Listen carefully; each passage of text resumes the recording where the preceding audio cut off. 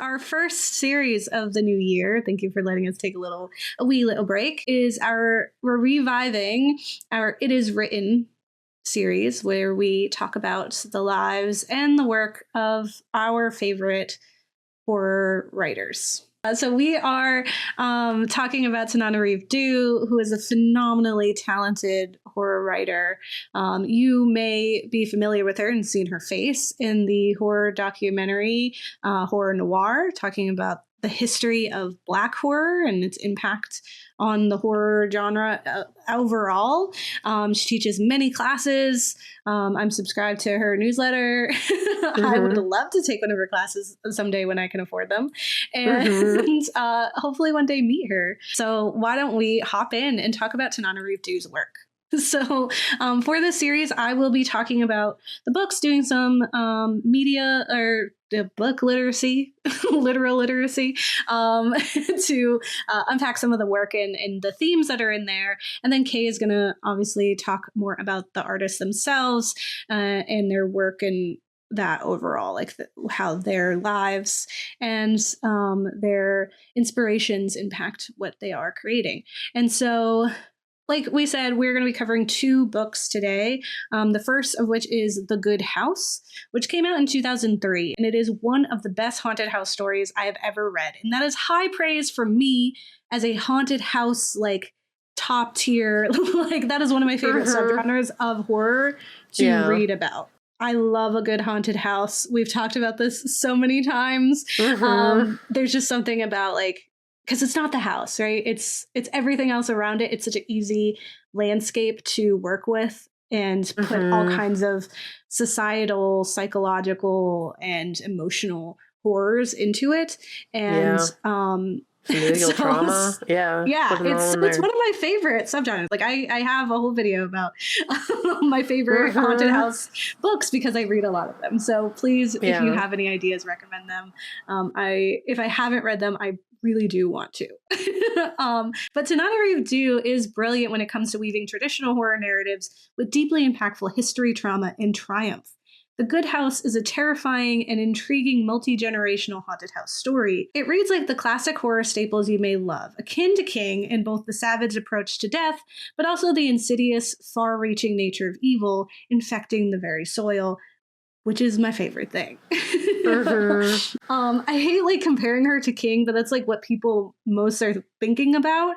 And I honestly, there was parts where I was reading and she's definitely like hearkening back to him and his work. Like in this book, she's definitely like King adjacent. So it's just like, if you want like a King level, like plus impactful work like of horror without all of the like shame and guilt that you might feel from reading a Stephen King, you should read. First of all, read Tananarive Due. Second of all, put The Good House up there at the top of your list. In The Good House, Angela returns to her grandmother's famous home named Good House, hoping it will save her failing marriage, heal the disconnection between herself and her teenage son, and help her find the answer to her future. She's like, what's next for me? Angela's grandmother was known as a healer, both as a pillar of this town while also being looked down upon for her ancestry and race.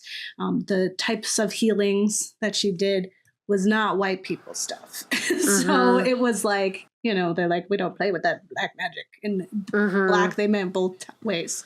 Despite her good intentions, the house harbors something far more sinister in store for Angela, her loved ones, in the town of Sacagawea. The first domino is the death of her son, Corey, in their basement during a 4th of July party. And when that happened, I was like, what? They're like, and nothing would ever be the same in an hour. And I was like, what do you mean in an hour? And then it happened and I was like, okay, what's left? What else do I do? I think I texted you like when I got to that part of the book, because at this time I was like reading it like 5 a.m. at the gym, and I was like, I wasn't ready. I wasn't ready for this at 5 a.m. She pulls no punches. Ouch. But like so good, just ouch. And it's like that, like that's like the beginning. That's like chapter 1. It's like, ow. And then she's like, okay. I'm like, why is this guy doing this? Like, throughout. It's so stress. It's so stress.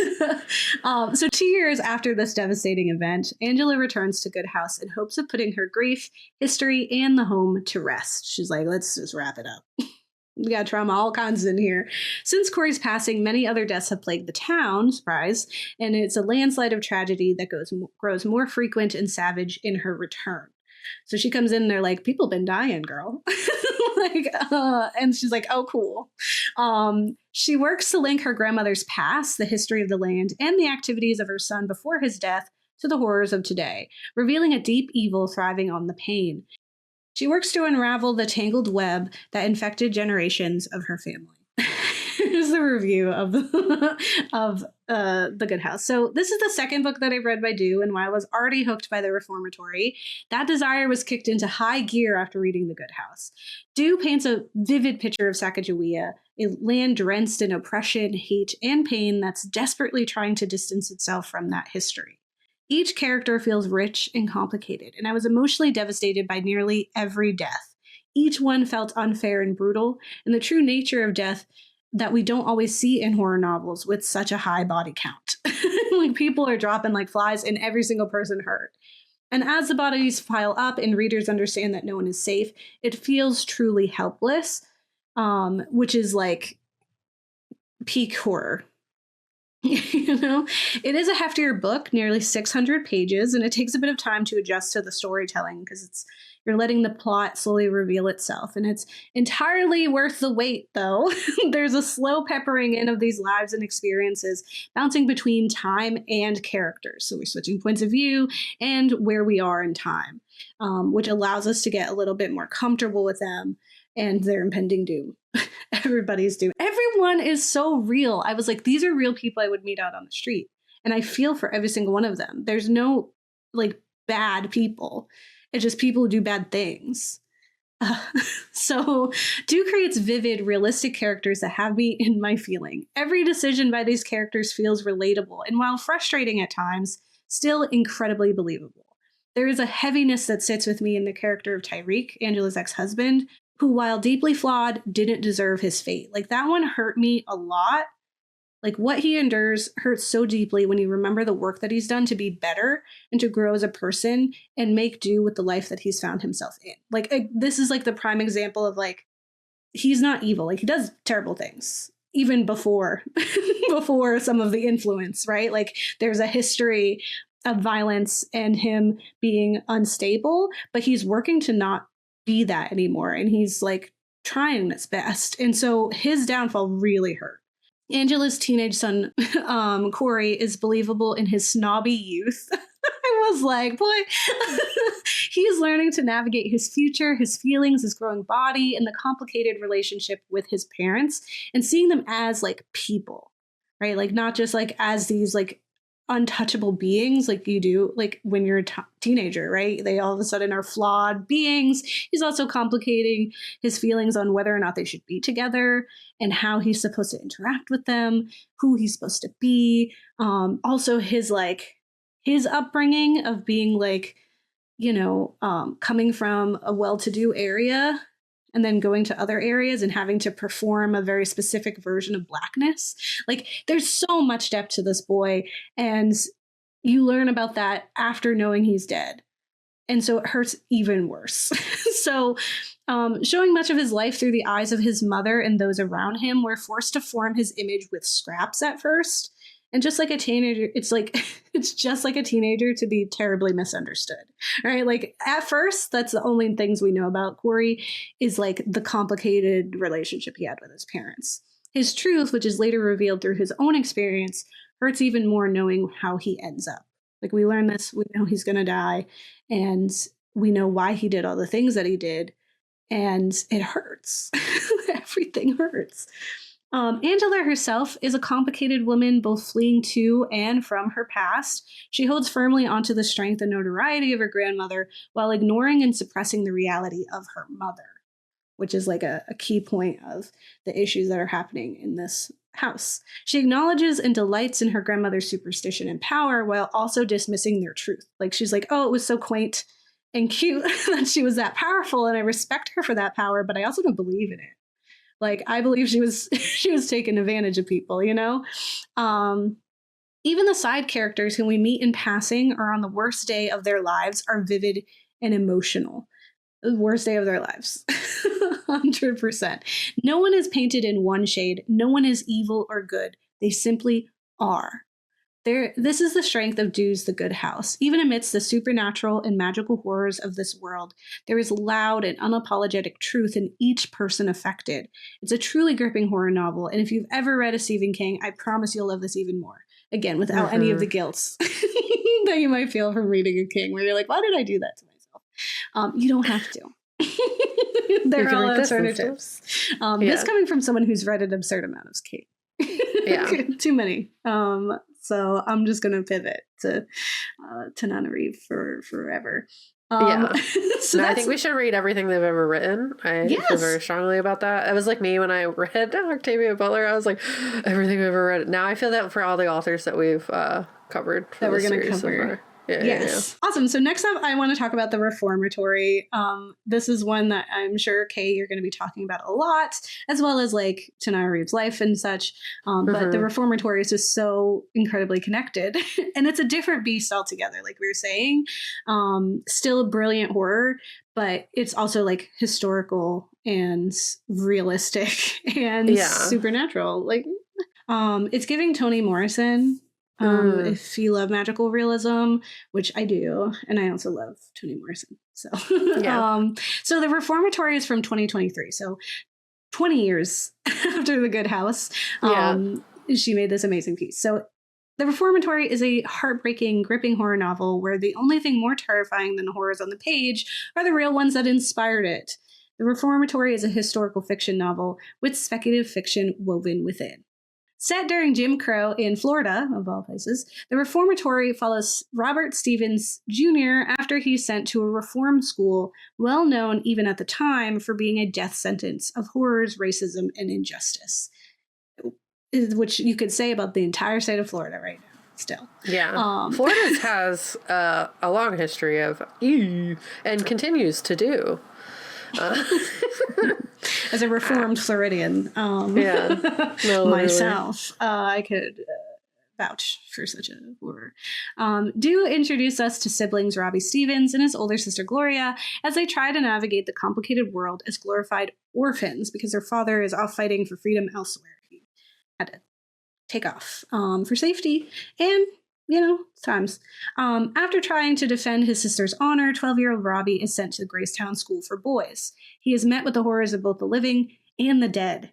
This crooked, corrupt system delights in the abuse and harm of these wayward boys, and Robbie gets dropped into the middle of two worlds because Robbie can see haints, or ghosts, and finds himself overwhelmed by the presence of them in this place, rich in pain and suffering. Which is very strategic. Him seeing ghosts. I see dead people. I did post this in our, if you like The Sinners, I highly recommend The Reformatory. You want to learn more about haints? You got it. And The Good House, too, I would also recommend because it deals with certain magics and family and history. He finds friendship with Blue and Redbone, who help him navigate the paths of this new world while trying to stomach the reality behind the hates, right? Like what happened to them. He's seeing the after effects of their death and torment. That's a lot to handle while presently being in torment and horror. So it's a lot for a little boy. Also, like, he's 12 years old. That's a lot. He's a baby. General, plus. And he's just sweet. He's so sweet. Yeah. And even if he wasn't, like, even if it was like Corey being like a little shit, like, it's this hard stuff out here. Like, Tananarive Due knows how to write little boys who are like, you're like my heart, like you poor thing. And Gloria too, because we have Robbie's story, but we also switch over to Gloria's side of the story as well. And she fights like hell on the outside to save her brother, doing everything she can to save him from the tragic fate he seems destined for. The system is set up for that. And she is trying so hard to fight against this, is all on her own. Genuinely all on her own. After the death of her mother, Due receive word that her uncle, Robert Stevens, was most likely buried on the grounds of a real-life nightmare, the Dozier School for Boys, instead of Graceland, right? This reform school was a site of abuse and scandal, covered up and denied for years, for its entirety of it existing and the years after it. After receiving this news, learning for the first time about not only the tragic death of this relative, but also of his existence. She didn't even know he was real. Like, she didn't know she had an uncle. So Due sought to uncover the full truth of his life. She traveled to the small panhandle town in Florida where the school had been. And Due shared thoughts on the visit, saying, "It was really almost as if history was trapped on that site. I couldn't imagine what it would be like to be a child at this hell house." Another good haunted house horror. Moved by the heaviness she felt in the space, she sought to share the history with others, while being mindful of the pain resurrecting this history could invoke on the generations still affected by the losses. Like, she was just learning about, her uncle dying, but her mom had just died. Like, people were still alive that knew people who had been there. The same way it's like people still know the people they've lost who were, marching with MLK. Like, that's not that long ago, buddy. Due spent 7 long years navigating the history of the school, uncovering her uncle's experiences, and crafting a narrative for her fictional Robert Stevens to find retribution. She said, "When we're writing about difficult times in history, the line between trauma porn and honoring the past can be very thin. And while conscious of this delicate balance, Due holds no punches." So I think, still very conscious of the fact that this could be triggering and harmful, but also being like, it's the reality of the situation. Like, we can still share it and be truthful. Death looms over the characters, and through Robbie's sixth sense, we're able to experience the horrors from a distance as they replay from the past. It's a heavy story that you won't be able to put down, desperate to see these siblings united and healthy, but to also see the end of this corrupt place. It becomes more about Robbie and Gloria than as you're learning more about the boys that were affected in this reformatory. I do think having the Haints is how we watch it from afar. It's already happened. So it's not as, I think it softens some of the horrors there. That history is, we can do that all the time. We look back, we read about those horrors, and it doesn't feel as triggering sometimes.